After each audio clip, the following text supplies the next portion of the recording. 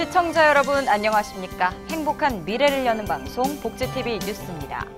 성범죄에 노출되는 아동과 청소년이 나날이 늘고 있지만 정작 이들에 대한 처벌은 솜방망이 수준에 그치는 경우가 많은데요. 서울 지역에서는 아동 청소년 성범죄자 3명 중 1명이 벌금만 내고 풀려났습니다. 박정인 기자입니다. 자신이 운영하는 양육시설에서 미성년자 원생과 지적장애아를 수년간 성추행한 81살 김모 씨. 항소심에서 법원은 김 씨를 집행유예로 풀어줬습니다. 김 씨가 늦게나마 잘못을 인정했고 오랫동안 사회봉사 활동을 해왔다는 게 이유였습니다. 최근 3년간 판결을 보면 아동 청소년 성범죄를 저지르고도 김 씨처럼 실형을 피해가는 경우가 대부분인 것으로 나타났습니다. 2012년부터 작년까지 법의 심판을 받는 아동 청소년 성범죄자는 5,800여 명. 이 가운데 32%는 집행유예를, 25%는 벌금형만 받고 풀려났습니다. 실형을 받은 경우는 4명 중 1명꼴에 그쳤습니다. 특히 서울 지역에선 벌금만 내고 풀려나는 비율이 높게 나타났는데 서울중앙지방법원에선 2명 중 1명이, 서울 지역 5개 법원 평균으로는 3명 중 1명이 벌금형을 선고받았습니다. 벌금형으로 대체로 끝나는 것은 그냥 이것은 범죄가 아니고 그냥 돈으로 때워도 된다라는 아주 방만한 사회적 인식을 확산시킬 우려가 있다. 복지TV 뉴스 박정인입니다. 사회생활이 복잡하고 힘들어지면서 우울증이나 불안장애를 겪는 환자들이 연간 100만 명이나 발생하고 있습니다. 이들의 치료비를 경감시켜주고자 건강보험 적용이 대폭 확대됩니다. 이솔립 기자입니다.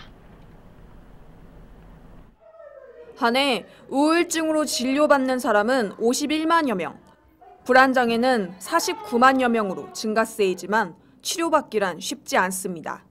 건강보험 적용이 제한돼 진료비가 부담되는 것도 치료의 장애물 중 하나. 의사와의 심층 면담을 비롯한 정신치료의 경우 초기 치료가 매우 중요한데 건강보험 적용이 일주일에 2차례로 제한됐습니다.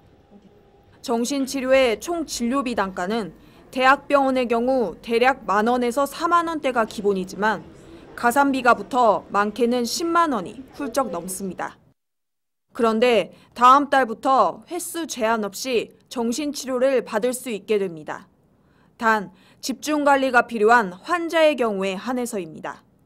정부가 국민과 의료계로부터 건의받은 불합리한 건강보험 급여 기준 33개를 개정한 것입니다. 따라서 환자는 횟수와 상관없이 정신치료를 의원급에서는 총 진료비의 30%, 병원급에서는 40%를 내고 받을 수 있습니다. 또 국민 4명 중 1명이 앓고 있는 치질의 경우 재수술을 받을 때 1차 수술 후 6에서 8주가 지나면 보험 혜택을 받을 수 있게 됐습니다. 그동안은 1차 수술을 받고 1년이 지나야 보험이 적용됐습니다. 복지TV 뉴스 이솔립입니다. 얼마 전 인터넷 방송인 아프리카TV의 개인 방송 진행자들이 장애인 비하 발언을 하며 물의를 일으킨 바 있는데요. 장애인 인권침해 예방센터는 방송 진행자들의 징계 처분을 지키지 않은 아프리카TV에 공개 사과를 촉구했습니다. 아프리카TV는 지난달 18일 장애인 차별 비하 발언을 한 방송 진행자 전원에 대해 7일간의 이용 정지 처분 등의 징계를 내리겠다고 인권센터에 통보했습니다. 하지만 인권센터 조사 결과 아프리카TV는 장애인 비하 발언을 한 일부 방송 진행자에게만 약속대로 징계를 내렸을 뿐 하루에서 3일 정도의 자체적인 방송 중지만 이루어진 것으로 확인됐습니다. 이에 인권센터는 지난 2일 아프리카TV에 항의했으나 내부 가이드라인에 맞는 조치를 취했다는 답변이 돌아왔고 방송통신심의위원회에 관련 방송 진행자 전원에 대한 이용 정지 시정 권고도 무시한 것으로 나타났습니다. 인권센터는 이와 같은 아프리카TV의 행태를 강력히 비판하며 약속대로 실효성 있는 조치를 내릴 것과 약속을 어기고 장애인을 우롱한 행위를 즉각 공개 사과할 것을 촉구했습니다. 내년부터 눈 질환과 관련된 보험 상품의 보장 범위에 레이저 수술이 포함됩니다. 금융감독원은 12개 보험사에 66개 눈 질환과 관련된 보험 상품이 레이저 수술도 보장하도록 권고한다고 밝혔습니다. 이는 당뇨병 등 합병증으로 인한 눈 질환 치료에는 레이저 수술이 이용되고 있지만 기존 약관상 수술에 레이저 수술이 포함되지 않아 보험 혜택을 받지 못하는 문제를 해결하기 위한 겁니다. 금감원은 올해 중 관련 약관을 정비해 내년 신규 가입자부터 새로운 약관을 적용한다는 계획입니다. 젊은이의 거리, 서울대학로 마로니에 공원에서 시민 누구나 즐길 수 있는 2015 장애 문화예술축제가 열렸습니다. 전시부터 공연, 체험 행사까지 풍성한 행사로 꾸며진 이번 축제는 한글날인 9일까지 이어집니다. 김소영 기자입니다. 참여하는 축제, 함께하는 축제, 나누는 축제 2015 장애인 문화예술축제가 개막했습니다. 시민들의 발길이 잦은 대학로 마로니에 공원 일원에서 열린 이번 축제는 누구나 참여할 수 있는 도시명 축제로서 장애인 예술단체 총연합회에 소속된 11개 장애인 예술단체들이 주축으로 예술 분야별 전시와 공연, 다양한 참여 행사를 열었습니다. 장애인 예술에 대한 기량을 선보이고 장애인과 비장애인 문화예술의 가치를 공유하고 소통하고자 마련된 겁니다. 장애인 문화예술 축제가 올해로 7회를 맞이하게 됐습니다. 많은 분들이 오셔서 장애인들이 가지고 있는 숨은 재능, 또 요즘 이런 끼라고 얘기하는데요. 그 많은 열정들을 좀 여러분들이 가져가신다면은 장애인들과 함께하는 일들이 그렇게 어색하지 않고 즐겁고 또 앞으로 문화예술 발전에 있어서도 큰 도움이 되지 않을까 하는 생각을 해봅니다. 마로니에 공원 앞 이음센터 공연장. 연극 바보이반의 공연이 한창입니다. 톨스토이의 명작 바보이반을 장애인과 비장애인 배우들이 낭독 공연으로 선보였습니다. 이곳 전시실에서는 장애인 미술가와 미래의 화가를 꿈꾸는 이들의 작품을 감상할 수 있는 전시회도 열리고 있습니다. 이번 전시에 작가로 참여한 이규재 군의 어머니. 그는 그림을 그린 작가들의 마음을 함께 느껴달라 이야기합니다. 알려주세요. 단풍파도입니다. 여기 계신 모든 작품 속에는 어떤 미술학적으로 해석될 수 있는 것이 아니라 그 각자 작가마다의 가슴 속에 응어리가 있는 것 같아요. 그거를 보시는 분들이 같이 공감을 해주셨으면 좋겠습니다. 세상을 바라보는 또 다른 시선. 그로 인해 완성되는 장애인 문화 예술의 가능성을 볼 수 있는 축제 현장. 9일까지 이어지는 이번 축제의 공연과 전시 일정은 2015 장애인 문화 예술 축제 홈페이지에서 확인할 수 있습니다. 복지TV 뉴스 김소연입니다. 전 세대가 겪고 있는 취업난을 해결하기 위해 경기도는 창조 오디션 일자리 창출 사업을 하고 있는데요. 오디션 본선에 8개 시군이 선정됐습니다. 박정인 기자가 소개합니다. 100세 시대를 맞아 노후에도 일자리 찾는 어르신들. 군포시는 이런 노인 일자리 해결을 위해 노인 맞춤형 일자리 사업인 G노인 행복업센터 조성 사업을 제안했습니다. 배드민턴 셔틀콕 사업장과 재봉틀 사업장 등 현재 군포 시니어 클럽이 진행 중인 노인 일자리 사업장을 확대하는 사업으로 250여 개 이상의 노인 일자리 창출이 예상됩니다. 우리 노인 어르신들은 이제 단순한 일자리를 벗어나서 지역에 환원하고 또 생애 경력을 활용할 수 있는 그런 일자리가 만들어지기 때문에 굉장히 자긍심이 높을 수밖에 없을 겁니다. 이곳은 세계 젊은 예술가들의 작업 공간. 한국가스안전공사가 이전하며 버려진 공간을 시흥시가 나서 청년들의 작업 공간과 협업 공간, 창업과 교육이 이뤄지는 공간으로 경기 청년 협업마을 사업을 제안했습니다. 취업난을 호소하는 젊은 층이 모여 아이디어를 제안하고 시가 컨설팅과 지원을 맡으며 청년들은 지역사회의 새로운 창업 모델이 이루어질 계획입니다. 단지 건물만 짓는 것이 아니라 그 안을 창의적인 공간으로 채우고 새로운 청년 창업을 제안해 지역사회를 살리는 것이 목표입니다. 경기 청년 협업마을은 우리 청년들에게 창업의 꿈, 또 지역사회 참여를 통해서 도시 재생이라든가 지역경제 활성화에 기여할 수 있도록 하는. 이 밖에도 화성시는 유소년 야구 메카 조성 사업을, 광명시는 광명 동굴 관광 사업을 제안했습니다.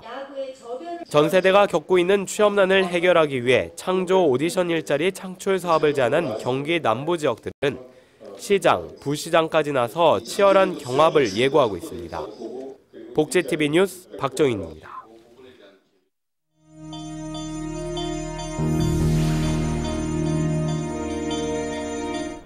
이어서 간추린 뉴스를 전해드립니다. 어려운 한자어와 일본식 표현, 어법에 맞지 않는 문장 등으로 국민들이 이해하기 어려웠던 민법이 알기 쉽게 개정됩니다. 법무부는 광복 70주년을 맞아 민법의 일본식 표기와 어려운 한자어 표현, 어법에 맞지 않는 문장 등을 시대 변화에 맞게 한글화한다고 밝혔습니다. 정부는 이달 중으로 청년 희망 펀드를 운영할 청년 희망 재단을 설립해 재단 내에서 일자리 창출 사업으로 추진할 청년 희망 아카데미를 설치 운영합니다. 아카데미에서는 기업 등 민간의 고용 수요를 적극적으로 발굴해 이를 바탕으로 취업 정보부터 교육과 훈련, 멘토링, 취업에 이르는 원스톱 서비스를 제공할 계획입니다. 제9회 국제보조공학 심포지엄이 다음 달 5일부터 7일까지 일산 킨텍스에서 열립니다. 국내 재활공학 관련 학회인 한국재활복지공학회와 대구대 특수교육 재활과학연구소가 주관하는 심포지엄은 장애인 보조기구 연구개발과 현황을 공유하는 자리로 2,000여 명의 국내외 보조공학 분야 전문가들이 참석할 예정입니다. 경기도가 남양주시 다산신도시 진건 S1블록 아파트 장애인 특별공급 대상자를 오는 15일까지 모집합니다. 공급 유형은 10년 공공임대 18세대이며 면접과 자격 조건, 신청 방법은 거주지 관할 읍면동 주민센터나 경기도 홈페이지에서 확인할 수 있습니다. 밀양안전생활시민연합이 주관하는 교통안전 그림 그리기 대회가 지난 4일 밀양시 어린이 교통공원에서 열렸습니다. 이번 대회는 교통사망사고 제로화를 위해 관내 유치원과 초등학교 학생 100여 명이 참여한 가운데 교통사고 예방을 주제로 열렸으며 안전교육과 교통사고 사진전을 통해 사고의 위험성과 안전의식을 알리는 계기가 됐습니다.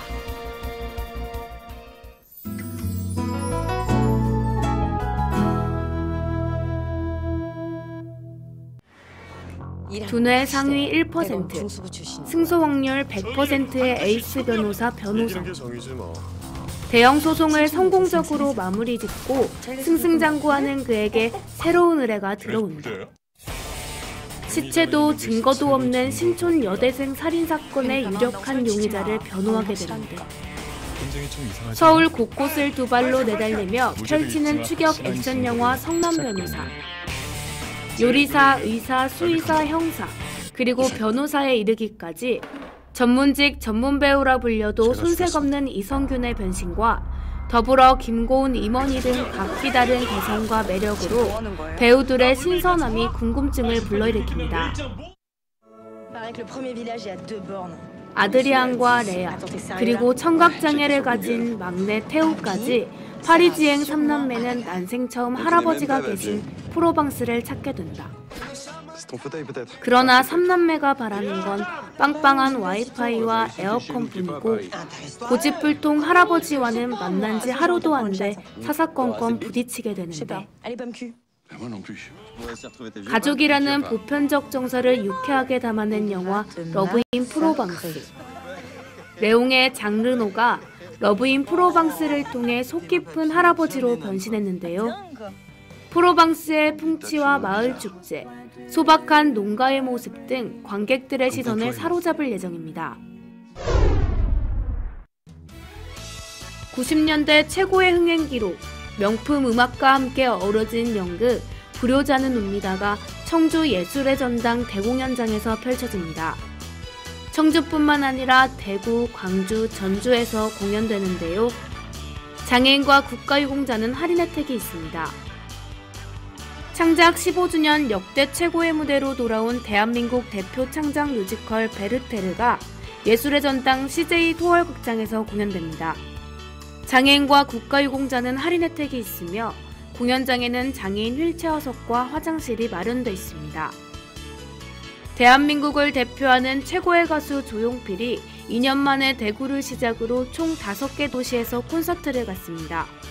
장애인과 국가유공자는 할인 혜택이 있습니다.